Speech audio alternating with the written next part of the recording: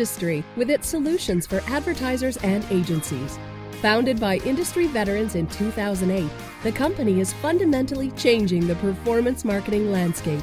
Go to impactradius.com today to learn more about their industry-leading solutions, including tag management, media management, affiliate tracking, mobile app tracking, and more.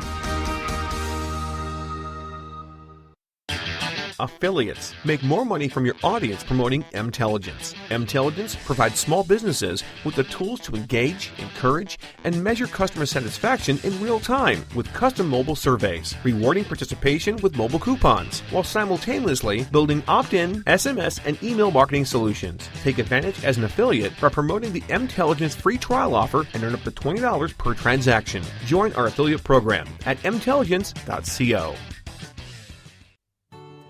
Nothing, yes, nothing that a brand or advertiser says about their product is nearly as influential as what is shared online by women.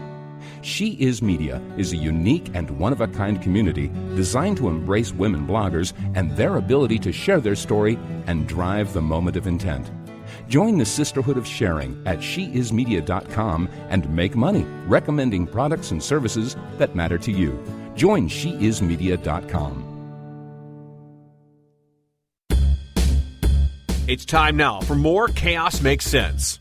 And we're back with Matt Frary and Brian Littleton, CEO and founder of ShareASale.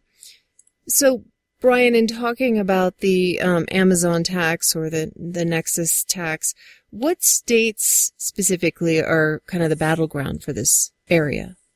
There are just about 20 states or so that have either passed a similar law or are in the process of considering that law. I'll go over a couple that are pretty important in the process. The first being New York, which was where this law first passed and kind of the origin of everything. The second being Illinois, as it was the only state so far where the law was challenged and defeated in the court system. The PMA actually brought a lawsuit against the state of Illinois and won that lawsuit and won the appeal, which means that law was dead and invalid in Illinois. And then the current ones that I would like to mention, Colorado, Michigan, Tennessee, South Carolina, and Florida. And the reason I mention those is that they are in consideration in either a Senate or a House bill. Anyone listening to this podcast who is located in those states should talk to the PMA, who does organize both grassroots and sometimes professional efforts in those states, and you would want to get on that as soon as you could. And I think you can't just sit back and say this isn't going to affect me. Even if you're a small blogger in your basement and you're earning an income, that income could be at risk if this passes in your state, or if it's allowed to pass in other states. If you're a large affiliate, there's affiliates that make hundreds of millions of dollars out there. They're possibly going to be affected. We don't even know how it's going to affect service companies like Smarter Chaos. What if we create a nexus because we're servicing the affiliate, the affiliate industry, and we somehow cause a nexus for a multi-billion-dollar client? We'll lose our client, and the client will just go to an agency that is in another state. So finally I tried to pick up a sword alongside, some other affiliates here in the state of Colorado. And I should have done that probably in 2010, frankly. I've been doing this since 1999.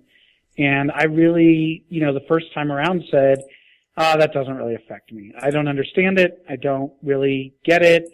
The PMA's fighting it. They'll take care of it. Don't worry about it. But that is not the message. The message should be, many voices can be heard and can make a huge difference. In the state of Colorado, we were just recently dispatched by Brian and the PMA and asked to stand up and go represent at the Capitol.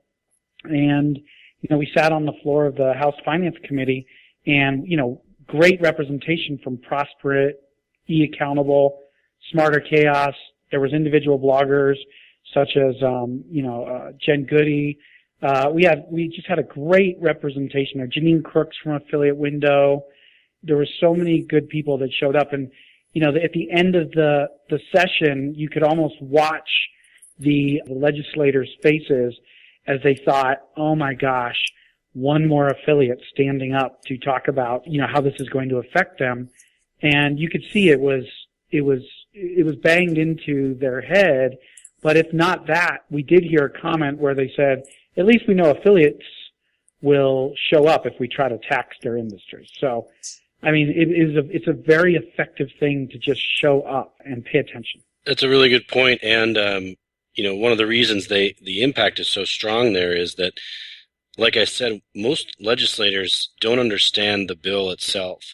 If you actually asked a legislator, hey, did you know that your bill would create Nexus or establish Nexus when someone just put a banner ad on a website? Did you know that happened? And they would probably say no. We've not found too many people that will argue the case that placing a banner on a website constitutes Nexus via the U.S. Constitution or some kind of constitutional format. That's just not the case. And so it's a lot of misunderstanding. We're also, as an organization, and really as most people that I talk to, we're not against the ideas that are being presented, meaning, these bills are being brought up on ideas of fairness. People on Main Street are saying, hey, we can't compete with online retailers that don't have to collect sales tax. There's a whole lot of misconceptions there, but the ideas behind fairness and a lot of the bills, there's probably 90% of the bill that an affiliate marketer would absolutely agree with and say, like, hey, this is great. This is about fairness and everything's okay. It's that last piece that, as I said earlier, I believe was unintentional, tries to create Nexus by someone putting an ad on a website, which just absolutely destroys our industry and incorrectly. That's the piece which really is the harmful piece. And as you mentioned, it takes a long time to get that through to a legislator. And only by going and only by standing up for yourself and fighting for your business and not allowing somebody to define your business in a way that was incorrect, were you able to get the result that you were probably going to get in Colorado. If you had not shown up and if no one had gone there, that bill in Colorado would have passed as written. And I would probably argue that most of even the committee members hadn't understood or fully understood what they were about to pass. So that's the action that we need. And what I'm looking for now as I do similar things in Michigan and Indiana and Tennessee and South Carolina and everything I mentioned. Yeah, and you're absolutely right. We would sit there and listen to, folks that make our laws, and, they would look at each other and say, what is an affiliate again? And somebody would say, well, it could be somebody that has a, distribution facility here in Colorado. And then somebody would say, no, that's not what we're talking about here. An affiliate is somebody that, isn't it somebody that has a website? And then they looked back to the person that writes the tax code and they all kind of nodded their head like, yeah, that's correct. That must be what we meant here. And, so there's such an inconsistency in every person's mind of what they had intended to do.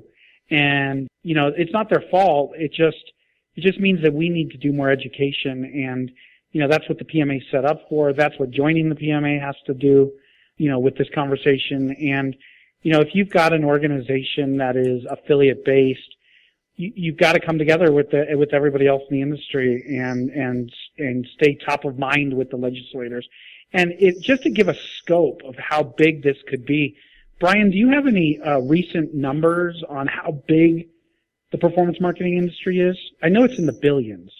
I don't have anything that I could specifically point to. Right. And part of the issue there being that what we talked about earlier, the definition, the scope, how many new folks are coming in. We're hoping to have some data on size and scope of the entire industry this year, actually, one of the things that the PMA is actively working on. So at this point, I wouldn't be able to point to anything. In individual states, we've been able to try to scope it out for a legislator and say, hey, in Colorado, there are approximately 10,000 affiliate marketers, for example.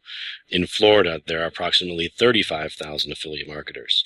It's a big state for affiliate marketing. So it's been along those lines in terms of trying to give a legislator an idea. But the PMA is looking to do that for not only the legislative issue, but to try and, help advance the industry specifically and show advertisers that the industry is this big or has this much value attached to it. So there's a lot that's going to be coming out, hopefully this year. And what are all the reasons that a tax like this won't work? What are the main viewpoints of the PMA? Why wouldn't a tax like this work? Well, main problem comes from the misconception of what the tax is and who the tax falls to. When you buy something in Colorado and it's shipped to you from, say, Washington State or Oregon or California, anywhere, if it's shipped to you in Colorado, you actually already owe a sales tax on that purchase. And that has nothing to do with this law and nothing to do with affiliate marketing, nothing to do with anything. It's just the law in Colorado. You buy something, it doesn't matter where it's from, you owe a sales tax. Unfortunately, most residents don't know this. They don't know that on their tax forms at the end of the year, they're supposed to add in how many things they bought from out of state, whether they were visiting that state or online or through SkyMall or whatever. They are supposed to pay taxes on that, and they don't. And so states miss out on that tax. Most commonly, the confusion comes with, we'll say, hey, why aren't these affiliate marketers paying taxes? Why are they making all this money online, but they're not paying taxes? They should have to pay tax just like everybody else. And as soon as you hear that, obviously, that's not what we're talking about here. Affiliate marketers earn income and pay taxes in their own states. They're not involved in the actual act of commerce in terms of taking payment, shipping things, all that kind of stuff. So there's major misconceptions there. But the core reason why the bill doesn't work in any state is that, for the most part, affiliate marketing it's performed by smaller businesses. Like you mentioned earlier, there are some large businesses in this space, but there are a lot of smaller businesses that are 1- and 2-person shops, partnerships, small corporations, whatever. And they have, a contract with an out-of-state retailer to place advertising, do whatever it is that they do in order to earn the income from those ads. Each individual contract is small by nature. And so an out-of-state retailer has a much easier time simply saying, you know what, I feel bad for these folks in Colorado with this law, but I just can't collect sales tax for all of my Colorado orders just because I have, a few affiliate marketers here that are based in Colorado. It doesn't affect my ability to ship to Colorado. It doesn't affect my ability to gain market share in Colorado. And so what I'm just going to do is say, okay, I don't accept affiliate marketers from Colorado. And so all of the bill, the entire premise of the bill that was attempting to cause Nexus for this out-of-state retailer fails immediately as soon as they remove their affiliate program. And so the bill doesn't work because there's now no Nexus, there's no tax revenue being collected, and basically there's just a lose-lose-lose situation. Nobody wins in that situation. The state doesn't get any more money, the affiliate is out whatever they were earning. It's a law that is flawed on such a fundamental level that it's never really worked in any of these states. Right, and also if an affiliate isn't going to be able to participate in a large program, they might move states. I mean, they can just move across the border. Oh, we've seen that, absolutely. I might be in Utah skiing instead of Colorado. Absolutely. I mean, that's an argument that we've certainly used. I mean, in Illinois, we saw 2 of our largest affiliates move to Wisconsin and Indiana as soon as this happened. As I said earlier, the PMA was able to sue and successfully win a lawsuit in Illinois, but that's, a 2-year, 3-year process. Some of these businesses are not going to wait around for that to filter through. It's extremely damaging, the law, and like I said, the arguments are difficult for a legislator to understand, but the bottom line is that they do not work. And so all of the things that are being promised by state, oftentimes it's the Department of Revenue that's estimating, we've heard in Michigan that they were estimating that this law could bring them some $500 million. You hear that, and then you talk to some of these states that have actually passed the law and find out that the numbers are closer to zero than they are 500 million. And you realize that it's just kind of a red herring that's being passed along, and the information is for the most part political and not accurate. Yeah, for sure. So you visited this a little bit earlier, but I wanted to kind of draw it back in. What can someone do if they're listening and they want to kind of get involved, support the fight against the tax? Well, there's 2 things that they could do. When you're in a state that is affected, let's just say South Carolina for now, and your business was in South Carolina, you could and should absolutely contact your representatives. You can research the law, you can do all the legal work, you can come up with your own possible proposed languages, and